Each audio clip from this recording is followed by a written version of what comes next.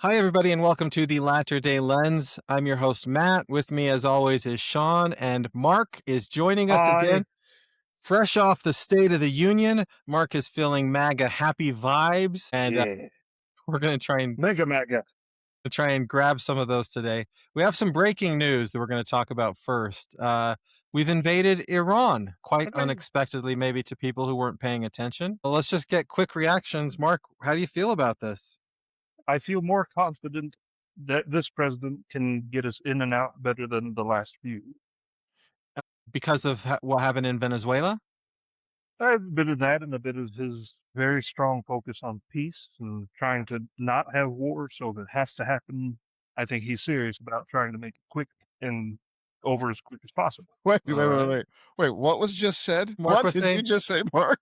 I Trump don't is know. I already forgot. Trump is a president of peace. That's what I heard. Trump wants peace and doesn't Oh, want war. yes. But he just went to war. I just said war when you absolutely have to, but if you don't have to or if you can avoid it, great. If you have to do it, just get it done fast. Most people don't know this, but the original title of War and Peace was the thing that Marc just said. But they're like, no, War, what that's is it too good for? war. You don't always have to do it, but if you have to, make it quick. Something like Matt, that. Matt, what's our political scientists? Well, we got one. What's the other response to this? Yeah, Marc's What's your Marc's a response? political scientist. Yeah, yeah. Um, Okay. I would say this in Venezuela, there was a clear goal. It was go in, grab the guy, get out. And what I've heard so far of Iran, the goal is regime change. And there's no way to do regime change as a quick go in, get the guy, get out. Well, not with that attitude. Yeah, I watched Trump's announcement, and at the end when he spoke directly to the Iranians, I thought, whoa, that's crazy, because his message was basically, look, well, it's up to you what to do with your country now. Like we're gonna, Yeah. disable or whatever that means. And that, like you said, that can't be a day task. And if the Yeah. goal is to specifically disable the the dictatorship of Iran, yeah, that seems like a ground. That seems like they're going to be troops on the ground. Yeah, I guess my first reaction to all of it was I wish was happening in Ukraine right now because Ukraine was invaded by a foreign power. And you can't tell me that Iran is a greater threat to the United States than Russia has been, either historically or is right now. So, and Russia, by the way, is also weak like Iran is. So, if we're going to do that, I wish we would have done that in Ukraine, I don't know, a year ago in the first 100 days when he couldn't negotiate peace in Ukraine. But that's just me being jealous. I should just be happy for the Iranians that have American troops headed their way to blow things up. Wow. Is that how you feel that this is a good thing for Iran? I mean, obviously, if the message is, "Hey, people of Iran, we're giving you an opportunity to take back over your government and to become whatever you want it to be." What I would say is there is no such thing as two sides in any political fight. And if you do regime change and you get rid of the Ayatollah, there are multiple factions that are excited to take power in Iran.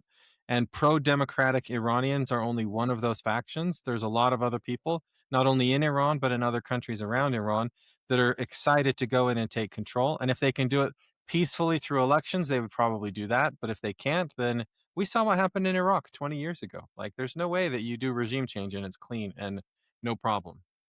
Doesn't happen that way. So this is just the beginning of a bunch of chaos, and one of many factions could win out. Yeah. I mean, who did Iran attack? Who did Iran retaliate against? They retaliated against other countries in the region that are supportive of the United States, and they're hoping for a regional war. And I think that that's a very likely outcome of all of this. Who's But hoping I for a don't know. regional war? Iran. Yeah. Well, Wow. we'll talk more about it later on. Okay. But yeah, Yeah, it I just just happened. wanted to get reactions, and I'm happy that Marc is happy and trusting in Yeah. his president. Right? That's I imagine all Trump supporters feel that way. They feel confidence in Trump's ability to do the things he says he's going to do. I mean, he has not let us down too much compared to what he says he'll do than what he does. So There you a go. few things, but I mean, I mean, he whatever. did say he was a president of peace, and then he went to war. Well, He bonked Iran. You got to bonk Iran once in a while. Everyone deserves a little Middle East power play. George W. got 20 years. I mean, give the guy a chance. Okay, we're gonna go to the next listener. So somebody wrote in. You remember last week, Shawn, we talked about the betting market on will the second coming happen Yeah, before the end of this year.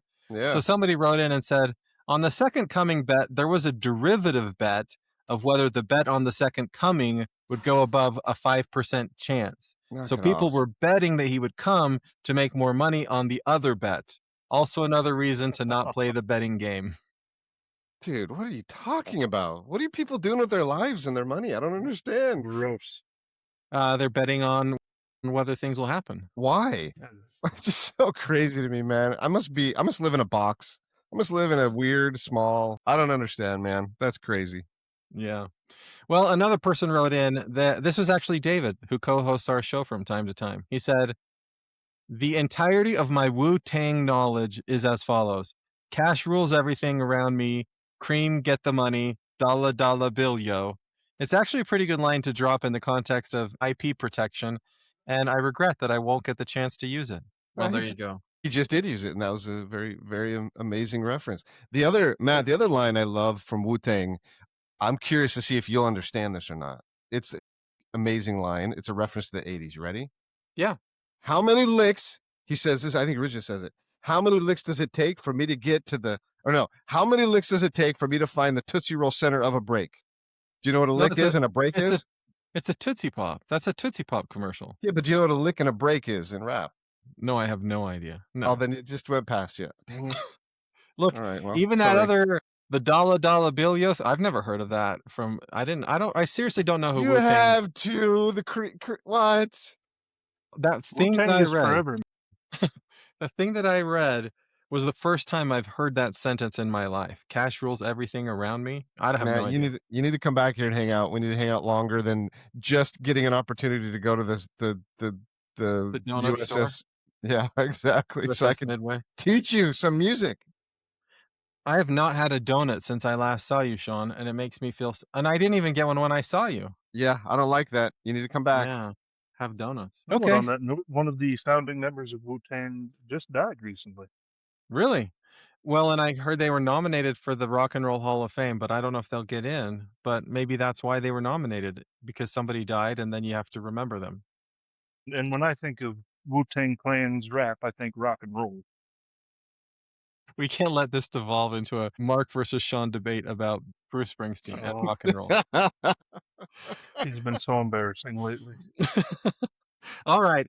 First up this week, in the 10 to 12 years since the Supreme Court legalized same sex marriage, the number of Americans who identify as LGBTQ has more than doubled. So in 2013, less than 4% of Americans said that they were LGBTQ, and now the number is around 9%. So this is the question. From a Latter day Lens perspective, what does this tell us about identifying as gay? What role do governments play in promoting or deterring people from identifying as LGBTQ? Is this just like a weird, like it just would have happened anyways? Or was there something about legalizing same sex marriage that caused this increase in identification? Here's what I'll say is what do you call a lesbian on fire? An LGBTQ.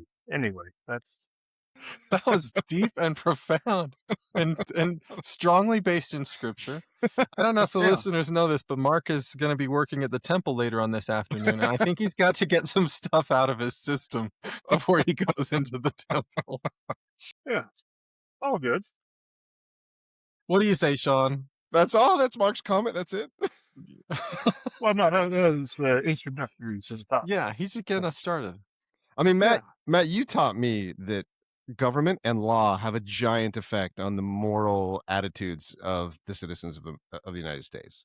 You've taught me Yeah, that, and I've watched yeah. that and watched that and watched that. So when I saw Barack Obama switch his stance on gay marriage, because when he initially was dealing with the issue and the votes in the country were coming to be, Barack Obama's stance was no, marriage is defined as a man and a woman.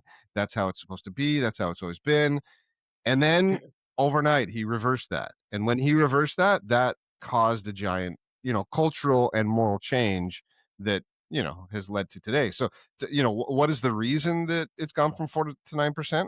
I think that moment right there was a giant reason, which is fascinating. It's not only your question about like, why does this happen, but the effects of government right then and there, there's a huge effect that one person can make, right? We just talked Yeah. about, yeah. So, Yeah, I think but the same thing.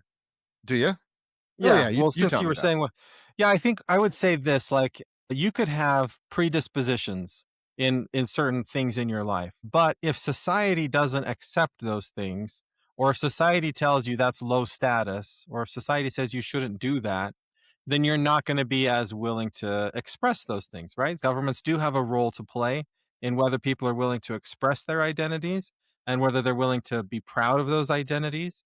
And so we make decisions as people about what it is that we value as a society and what it is that we want to say that's something that's okay to do and express, and that's something that's bad to express. So I mean, that's you've been consistent with that message for so many years. Your question about what does this tell us about identifying?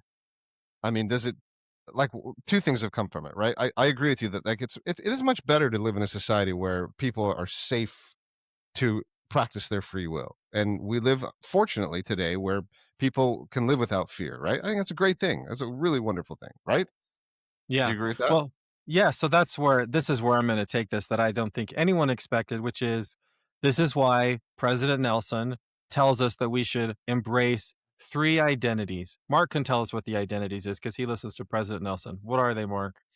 They are a child of God, a child of the covenant, and a disciple of Jesus Christ.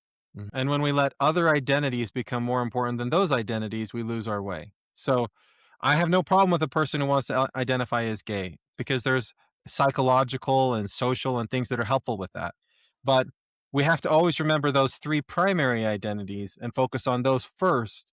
And any other identity we let get in the way distances us from Heavenly Father. Yeah, I mean that's a safe way to that was a safe way for Matt Miles to say something profound, I think. But what do you think about again when you ask the question, what does it inform us about identifying as gay? The other thing it's done is that on top of expanding, it's enabled our I guess our culture to expand beyond just homosexuality and gay marriage to grow this, and popularize this LGBTQ these doctrines, I guess. And it has definitely encouraged growth and more alt identities in culture.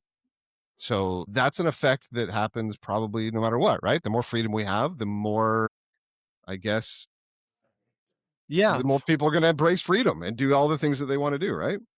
Well, and I'm not saying it's necessarily bad to identify as gay or lesbian or transgender. Like if I didn't have the gospel of Jesus Christ in my life and you came to me as a let's say a psychologist and you said, "Look, you need to embrace these other identities more than your transgender identity." Like society if society does not equip people with the tools that they need to adopt, let's say, more healthy, spiritually healthy identities, then I'm not going to fault society for adopting other identities that are helpful to people because people have to find a way to cope with some of the psychological challenges and the trauma that they're dealing with in life. And so to the extent that religion is pulling away and not giving people the things that they need to cope with these challenges, then we're going to see other things that happen in society. So I'm not saying it's bad for somebody to say they're gay. In fact, there's evidence to say that it's a healthy psychological thing to do. But what I would say is we're way better off as a society. So if it's true then that government helps people like adopt certain identities, then shouldn't we, Shawn, as a government, as a society, say we need to help people embrace the more healthy identities of child of God, child of the covenant, As the disciple of government, Jesus Christ? from the government standpoint, huh? That's what you would I say mean, is that's what like on the one hand we say how governments would can they, make it easier to adopt identities, so then why yeah. shouldn't we say make it So, easier to adopt these identities? so how in your mind would the government do that? Mm. Mm. There is the Ben Franklin approach, the religion of all, that there is somebody above, they are some paternal figure, and there will be judgment after this life. If we can all get on board with that, okay, we can work with that. We can start playing around. I would bring religion back into schools, back into public schools. That Okay. is not what I expect. No, no, I didn't expect that either, but I like Matt it. gets the points, all of the points. I'm finally doing it. Wow, Matt, what a day. Holy moly. You I just got never points thought from I'd Mark. get points from Mark. That's great. Yeah, Well, then we're done with that topic. There's nothing else to do. Let's move on. I Okay. barely got to say anything. I made a joke. Mark, go ahead. Tell us. I want to give you my That's all, points. no, it's all right. Go ahead. I'll just eat my eggs. Here's what you do: garlic chips and some butter. Pour the eggs on top. Bob's your uncle. Phenomenal. I love Please it. That's carry on. great. That's not quite the second topic, but I like the segue. No, All right. In the 1982 case Nixon v. Fitzgerald, the Supreme Court ruled that a president has absolute immunity from civil lawsuits for any actions taken within the outer perimeter of their official duties. This means that you cannot sue a president for policies or executive decisions they make while they're in office. This is because the court said that the president holds a unique constitutional role as chief executive, and private lawsuits could uniquely hinder effective government functioning. But now we have President Trump, who is suing the government that he leads for billions of dollars. So this is the question. Is this a conflict of interest? Should a president be allowed to sue the government he's running while in office? What a great and complicated question. I want to hear Mark. and then you save the yolk for the last bite, and it's like just so good. Oh my gosh. Hey, focus, Mark. Focus. Focus, man. Focus. I need a few seconds to think about it. I think that it is a weird choice, but depends on what he does with things. We know he's not accepting his paycheck. He'll get it and then give it to some Department of Veteran Affairs or something. So I'm sure if he sued and won billions of dollars, it would just go right back to government somewhere, some helpful route. And I don't know. It's a complicated thing. Mark- Does he have any kind of a case? Maybe. Government's been stupid. He is suing the IRS for $10 Even billion. better. They're the worst. Well, he's the president of the United States. If he doesn't like what the IRS is doing, put somebody in charge of the IRS that will make them not be the worst. He chose the Does head of the Congress would IRS. allow that? Of course, Congress is allowing him to invade Iran right now. Of course, Congress is going to allow him to fix up the IRS and make things better. The 1970s Congress is allowing him to attack Iran, but the today Congress, they're stopping him at every possible step. These people. How are they stopping him? We are bombing Iran as we speak. Because of the presidential, was it the military The war authority act powers? or whatever? Thank you. Okay. So that's they can't do anything right now. But he says, hey, let's cut the income tax. I'm sure Congress will raise a stink, and there will be some single solitary judge in California. They'll say he's not allowed to do that. But can you see, Mark, where there could be a problem that the president of the United States, who chooses who's going to run the IRS, sues the IRS, and then negotiates a settlement with the IRS as the boss of the agency he's suing? Like, that seems like a conflict of interest to me, that perhaps I shouldn't be able to sue something that I'm in charge of. Why? Let me throw one more thing, and then Brother Shawn. But Benedict, not Cumberbatch, Darnold. He goes to George Washington. He says, they are casting all these aspersions at me. What do I do? And he says, apply for a court martial. And that way, everything's out in the open. So Donald Trump, sue the IRS. That way, we get everything out in the open. All these documents have to be given to the public, and we can finally see what's going on in there. It's a thought. What do you say, Shawn? I don't understand it, man. Like, why? To me, it's if you say it's a conflict of interest there, then why isn't it a conflict of interest to not be able to sue the president? Why? I mean, explain that to me. And would you agree that a president of the United States should be able to be sued as well? I think that we should be able to sue the president of the United States 100%. But I think that no president should be allowed to sue the government that they run. There's nothing about that makes any sense to me. Yeah, I have to agree with you, man. Especially from a libertarian standpoint, that's a lot of power that you give individuals. Yeah, I'm with you, man. Matt, you're getting points all day today, all day. Well, that's fine. I'm giving myself points then. You people. All right. Like the president said, these people are crazy. Mark, be honest. Be honest. If this was 2.5 years ago and this question popped up, would you be like, yeah, sue that president, sue that old guy? And I mean, you picking sides here? No. I really think it's a reasonable thing to not be able to sue the president unless it's a direct personal, something. Like he personally says, I do not like Mark. I'm going to shoot his house. Okay, I could sue for that. But, it's part of the presidential duty.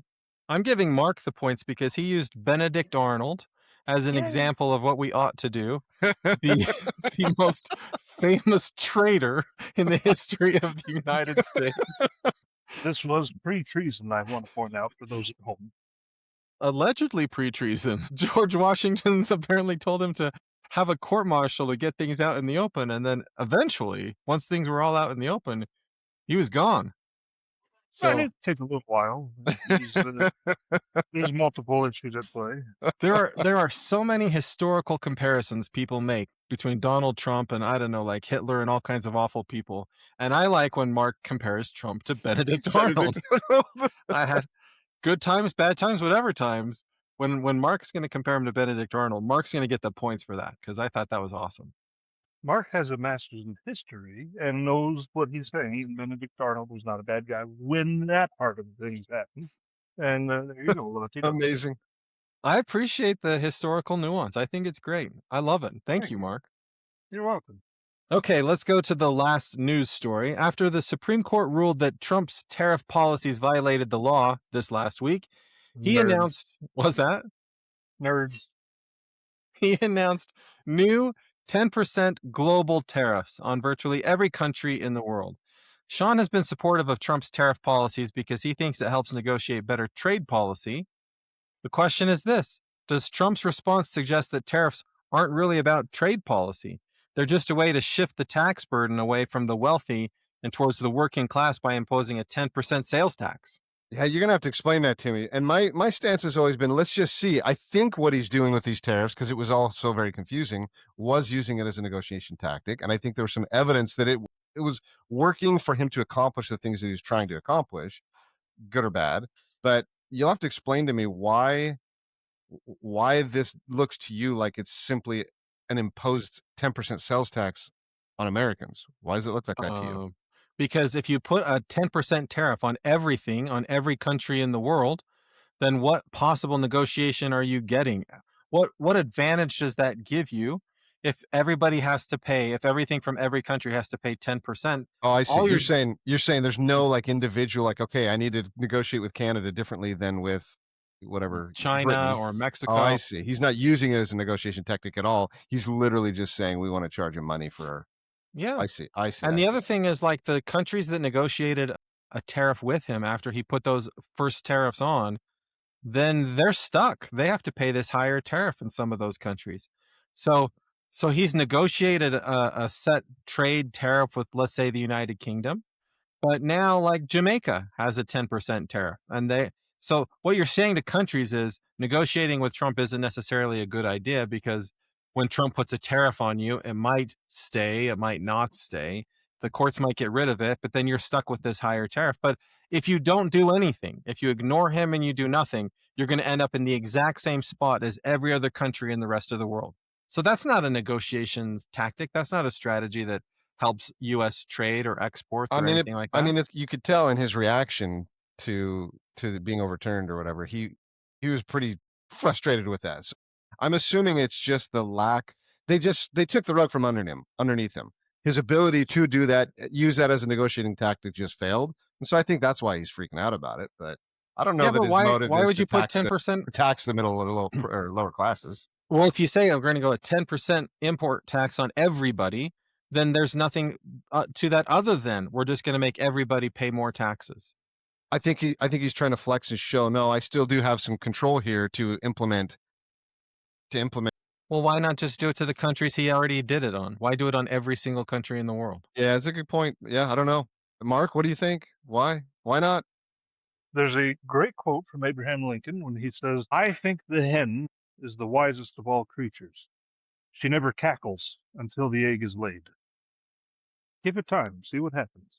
Well, what's happened is there's a 10% tax increase on everything we buy. Yes, I'm aware, but it just started, so give it some time, see what happens. Okay, I'm going to ask you this, Mark, because this is just in the context of you were saying that Trump does the things he says he's going to do. Mostly. Did he signal that he was going to raise taxes on people when he was running for president? See, here's the thing. You are assuming that this 10% tariff will just automatically bump down to the people, but the tariffs he has been putting out generally have not been passed down to the people, but have brought in revenue and have helped America for the most part. It's brought jobs in.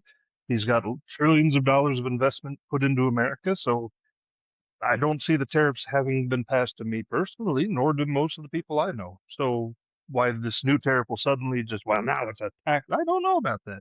Well, a tariff is by definition a tax, right? Well, yes, but I'm just saying it's not going to be passed to the consumer just yet because the last ones weren't. So Hmm. just wait and see. You don't think that those last tariffs were passed on to the consumer, like in the I increased cost of goods? No, Hmm. everything seems normal to me. Okay. Well, to me, Yeah. I think, Matt, if you're just going to jump to the conclusion that it is literally just a tax on the American people, I mean, it's definitely a it tax is. on the well, it's a tax on the manufacturers, in China, for example, or in Canada, but it doesn't necessarily mean that people will buy their goods at higher prices and get passed along to them. So I kind of agree with Mark. Like, we have don't. I'm not an economist, and I'm sure our economists listening will freak out about this, but I kind of agree with Mark. I don't see as huge of an impact on the goods and services that affect me or the middle class or the lower class. Is that ignorance, or do you think, Matt, is there evidence that it really, really has affected the lower class and they're carrying a much higher tax burden? Is there evidence of that? Yes, there's a lot of evidence of that. Where? What evidence? The economists say that Trump's tariffs have increased the tax burden of Americans by $1,700 a year in the last year. Name one economist. They don't exist. I mean, I'll have to put the link in the show notes, but that's what the estimate is that Trump, on average, Trump's tariffs cost Americans $1,700.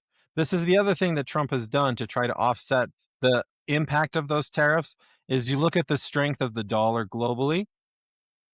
The United States dollar right now is weak, but I think it's 10% weaker than it was when he started. So what he's doing is he's devaluing the US dollar so that US exports become more attractive overseas.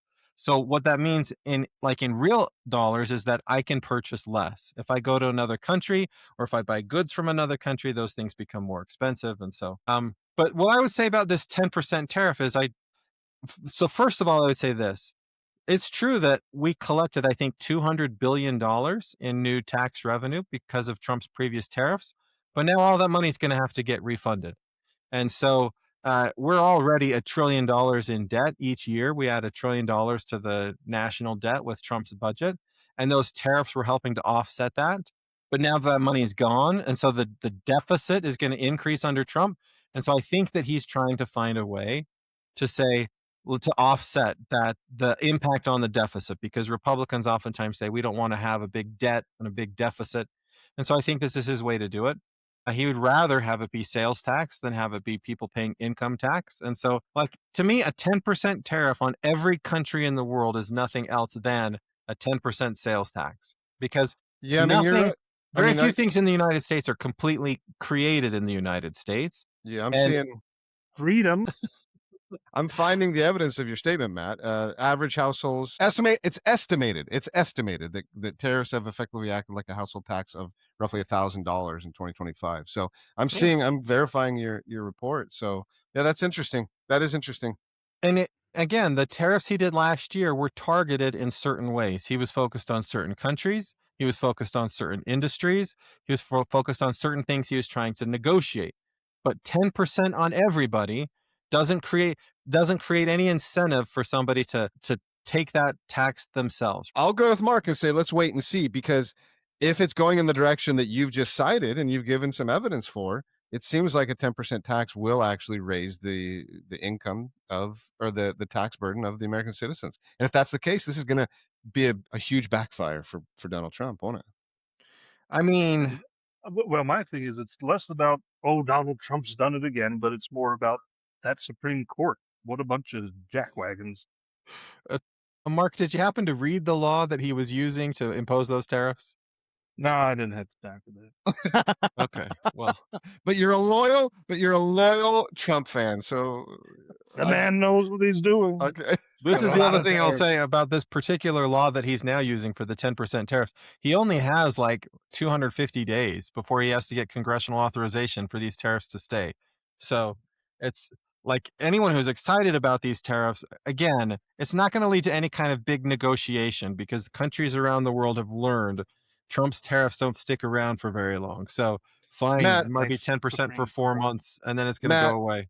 Matt, why is the Democrat Party so ineffective? Like I've never even heard until now, and I try and look at the other side, the news sources from the other side. This is the first time I'm hearing that there's $1,000 to $1,300 tax burden that the Americans are carrying because of Trump's tariffs. Why isn't that the headline that these knuckleheads are putting out there? Like I don't understand, Matt. Why are they so bad at politics, the Democrats? There is a House member from Florida. His name is Jared, I think, Moskovitz. Oh, I hope that you didn't. I was so remote and unknown that you just called him Jared. There's a Democrat lawmaker named Jared. Okay. Might be Josh Moskovitz. Oh, it's Jared or Josh. Okay. This guy is hilarious. So anyhow, there is a Democrat out there that is great, and if he was the messenger for the Democratic Party, they would do a lot better off. But unfortunately, they like Chuck Schumer out there, or Elizabeth Warren, or Bernie Sanders, Ew. and yeah, people don't love them. But this guy Moskowitz Incredible, from man. Florida, man, he's hilarious. I'll I'm gonna check start him out. sending you his YouTube clips, Shawn. Okay, I'll do it. Please do it. He's great. Okay. But who gets your points on this one, Marc? I'll keep them for myself, I think. That's okay. Hey, I got points from you twice. I'm giving points to Shawn. Shawn came ready to battle on this one. That was good, Shawn. Thank you very much. Shawn, they're doing construction at Shawn's house. You guys might not know this. Shawn lives in a McMansion right now, but he needs a guest house attached to his mansion, and they're doing it right now, right next to where Shawn's at. So that's Yep, there's the noise for it. Oh, and that's I don't know if our program's going to be able to edit that one out. That was pretty. That's what wealth sounds like. That's the San Diego wealth talking there. Okay, let's get to the big question. Centered around white American Christianity's dominance in sorry, I'm going to start over. Christian nationalist is a set of beliefs centered around white American Christianity's dominance in most aspects of life in the United States. Despite its growing influence on conservative education, immigration, and healthcare policies, about 2/3 of Americans reject or are skeptical about Christian nationalism. Yet, people who believe in Christian nationalism are becoming the dominant force in the Republican Party, and many people in LDS states identify as Christian nationalists. So, this is the big question. Is Christian nationalism consistent with LDS scripture and the teachings of Latter-day Prophets? I mean, I don't. Christian nationalism seems like the stupidest title, and it does seem like something that it is a like there's no way something like this, if it's truly the way you're describing it, if it really is all about like is it literally like white supremacy? No. Okay, so there's white Christian nationalism and then there's just Christian nationalism, but it gets fused in a way that's hard to separate. But like, But if is I it were to say, how do we measure it? Are there no black Christians that like America? Is Uh, Ben Carson supporting white nationalism or something? well, so there's some of them that says that it has to be white, right? That they would say that the black Christians aren't part of it. So let's just So take wait the a minute. race part. That Let's up. take the race part out. Let's just say Wait. Christian nationalism. the race part was the whole core of your question? No. Mhm. No. Let's forget about the white. Let's forget about white America's dominance. I'll explain how we measure Christian nationalism because it doesn't have race in it, right? Well, now who's we? Do you got a mouse in your pocket? Well, social Go ahead. scientists when Okay, we go ahead. measure Christian nationalism, right? Because I measured it for the book that I wrote because I wanted to look at like how does religion influence people adopting Christian nationalist beliefs. But the idea, like, if you agree with statements like America is a Christian nation, the federal government should do things to promote Christianity in American society, those kinds of things we would call Christian nationalism, right? This idea that America is a Christian nation, and when we bring in other religions and other views from other parts of the world, that ruins like America's Christian like foundation and like who we are as a country. That broadly is Christian nationalism. Some people will put these race components in it. So let's just set that aside because obviously racism is not part of the restored gospel. But do we believe that, like, for example, that Christ intends for America to be a Christian nation? And do we believe that our country was set up as a Christian nation? Or do we believe that our country was set up as religious liberty, religious freedom, separation of church and state, that sort of stuff? So people who would say our nation was founded on the ideas and principles of religious liberty would be different than the ones who say our nation was set up to be a Christian nation and we should promote Christianity and Christian views and Bibles in the schools and all of that sort of stuff. I mean, the Article of Faith 11, we claim the privilege of worshiping Almighty God according to the dictates of our own conscience and allow all men the same privilege, let them worship how, where, and what they may. How does that not inform us perfectly on what, you know, Well, because isn't that clear? because But from the historical perspective, America was founded with religious liberty so that you could worship Christ however you wanted to.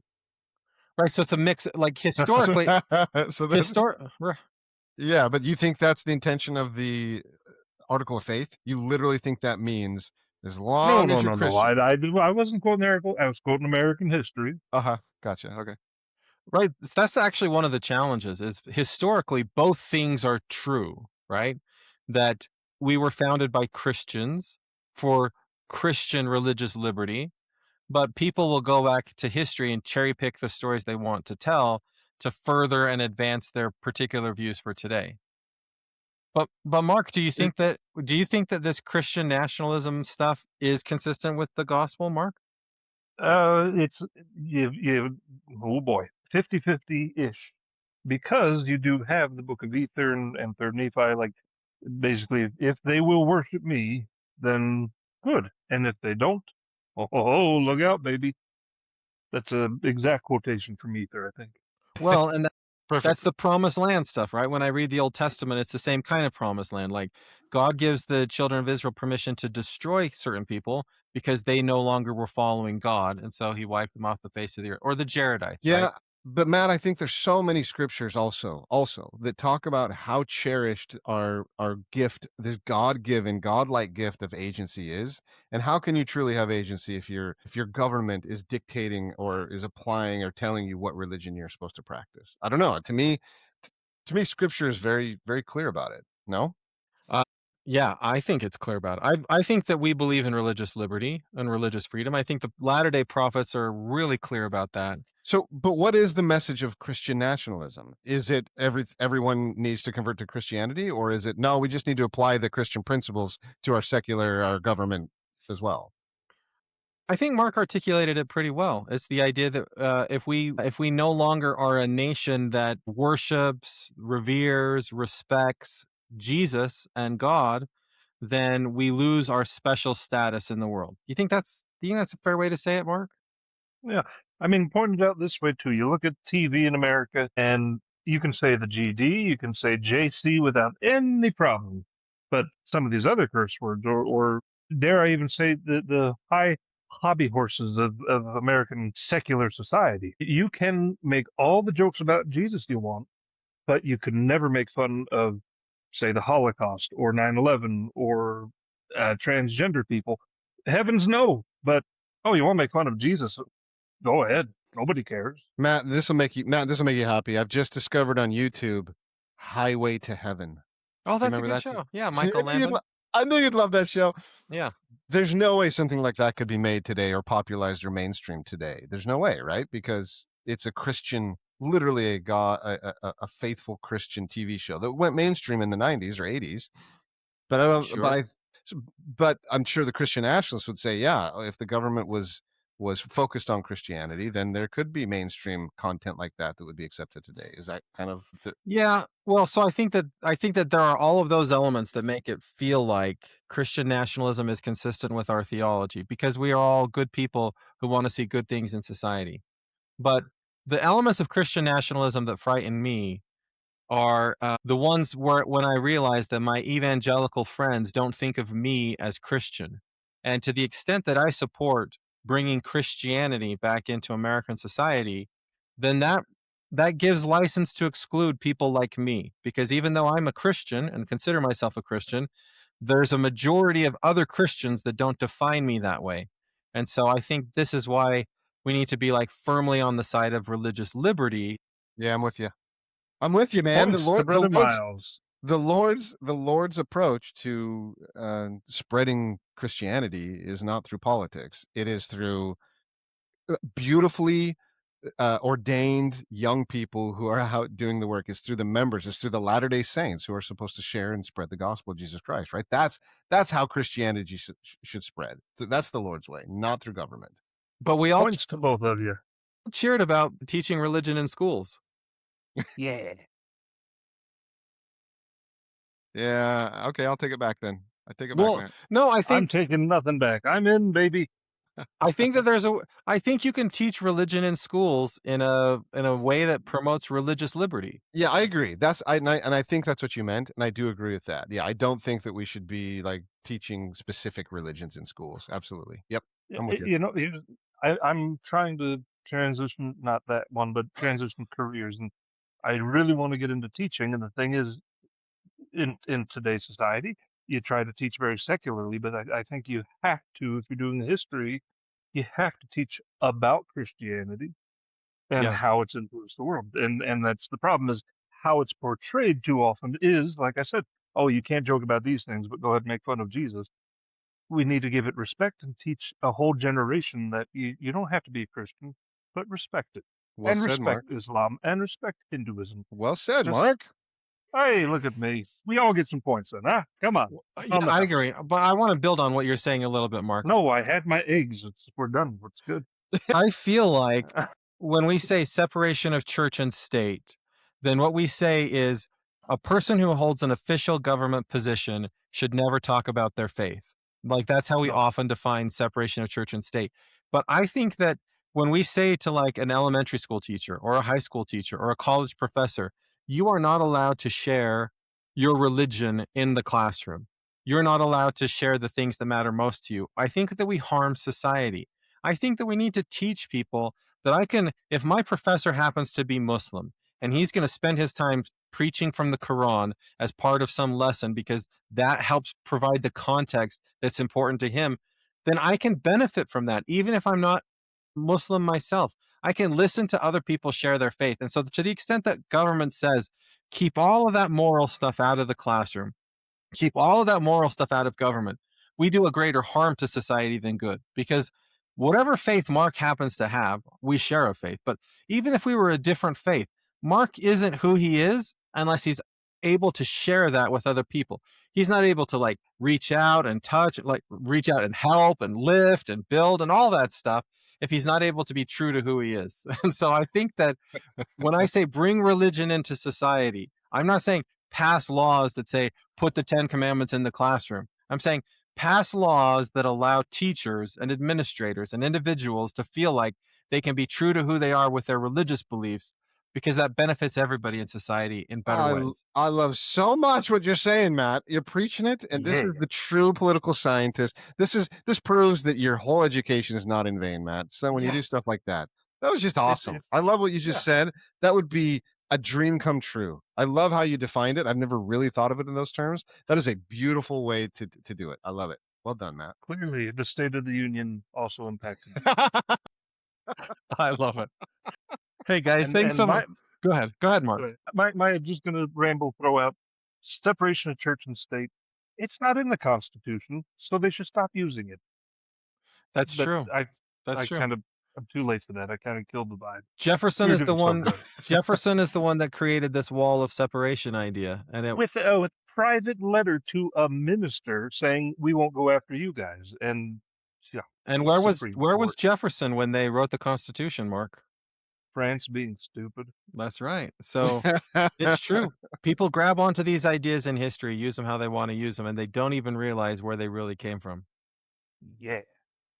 Hey everybody, thanks so much for joining me this week. It was good to have you. Listener, all kinds of fun things this week. I hope you got to hear some of the construction at Shawn's house. And I hope that you get to see this video of Marc's eyes and the times when he reached out and touched the phone at a certain point in the podcast. If you got to see that, you're so lucky. If not, let us know. Definitely like to know what you think about these topics. Feel free to text us and reach out to us via email if you want. And we'll talk to you again next week. Bye.